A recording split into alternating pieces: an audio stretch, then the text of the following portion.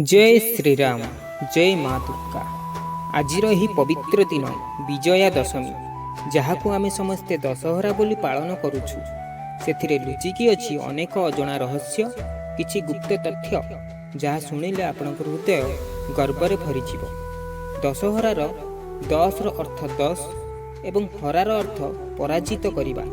यह केवल रावणर पराजय नुहे, बरं आम 10टी नेगेटिव गुण को क्रोध, लोभ, मोह, ईर्ष्या, असत्य, अहंकार, अन्याय, अविश्वास, अधर्म, भय पराजित करिवार प्रतीक।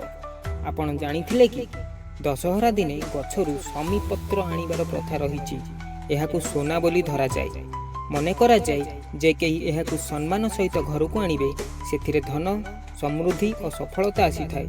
दशहरा केवल राम रावण युद्ध सहित जोड़ा जाए नहीं। एही दिने दुर्गा माँ महिषासुर को बद्ध करथिले।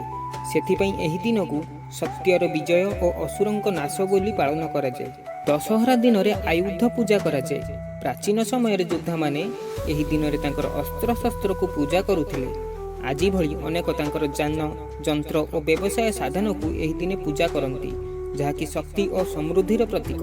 गुप्त रहस्य, दशहरा को सर्वाधिक शुभ दिन मना जाए। जेकोसी नुआ काम घरे प्रवेश करिबा, व्यवसाय आरंभ करिबा, नुआ पुस्तक पाठ करिबा एही दिन रे कले सदा विजय निश्चिंत।